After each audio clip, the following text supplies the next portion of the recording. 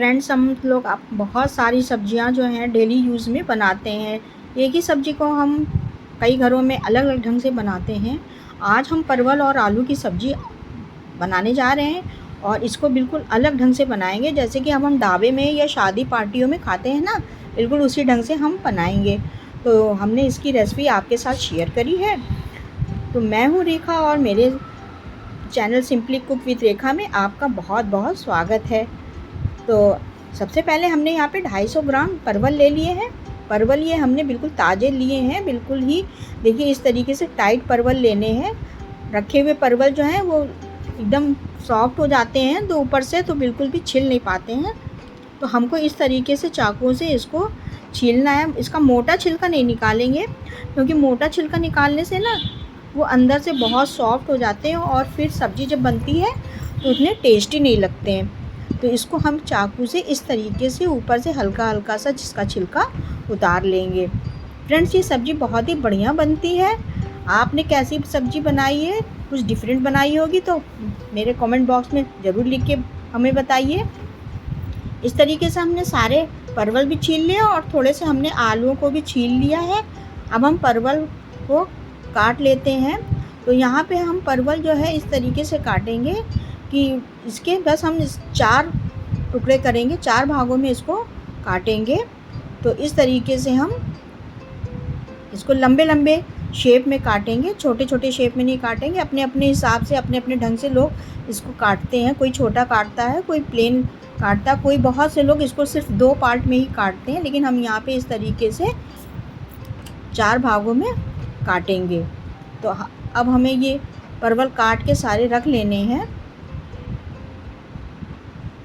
Friends, अब तक हमने बहुत सारी रेसिपीज़ आपके साथ शेयर करी है, तो प्लीज़ मेरे चैनल को सब्सक्राइब ज़रूर कर लें अपने फ्रेंड सर्कल के साथ।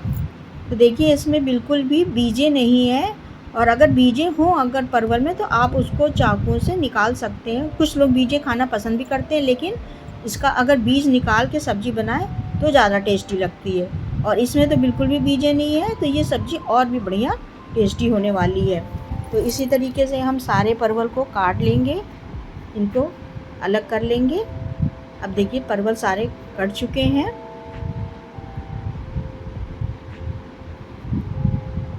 सारे परवल कट चुके हैं। अब हम यहाँ पे आलूओं को भी काट लेंगे। तो आलूओं को इस तरीके से लंबे लंबे जिस शेप में हमने परवल काटे हैं उसी शेप में हम आलूओं को भी काट लेंगे इस तरीके से। आलू परवल जो है हमें फ़ायदा भी करती है, गर्मियों की ये बहुत बढ़िया सब्ज़ी है। और परवल भी खाने में हमें किसी तरीके का कोई नुकसान नहीं है, और इसमें बहुत सारे विटामिन्स और मिनरल्स होते हैं जो कि हमारे गर्मियों के मौसम में हमें बॉडी में हेल्प करते हैं, फ़ायदा करते हैं। तो परवल को ज़रूर आप खाएं। और अब इस तरीके से हमने प्याज को भी काट लिया। कुछ प्याज हमने मोटे काटे जिनको कि पीस के हम इसका मसाला बना लेंगे। तो यहाँ पे हमने मिक्सी में 1 प्याज ले लिया, 1 खड़ी इलायची ली, 4 से 5 लहसुन की कलियाँ ली है, 2 हमने लाल मिर्च ले ली है और 1 इंच अदरक का टुकड़ा लिया है। इन सभी को हम पीस करके इसका पेस्ट बना लेंगे। अब उसी में हमने यहाँ पे टमाटर भी पीस लिया है। उसी मिक्सी को हमने धोया नहीं है, उसी में हमने टमाटर भी डाल करके इसको भी पीस करके पेस्ट बना लेंगे इसका भी। तो देखिए टमाटर का भी पेस्ट बना लिया है। अब हमने कढ़ाई गरम कर ली है और इसमें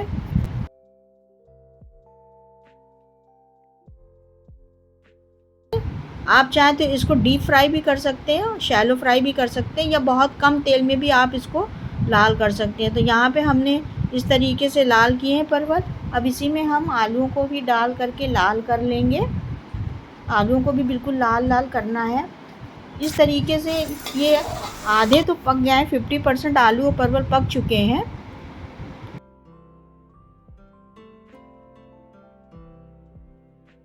देखिए लाल कर लिया है हमने। तो ये दोनों ही चीज़ें लाल कर ली, हमने इसको अलग प्लेट में निकाल लिया है। अब हम उसी तेल में जो दूसरे प्याज को हमने महीन महीन काट लिया था उस प्याज को भी हम लाल कर लेंगे।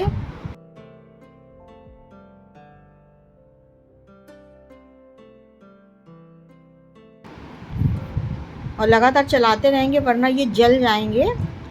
तो लगातार चला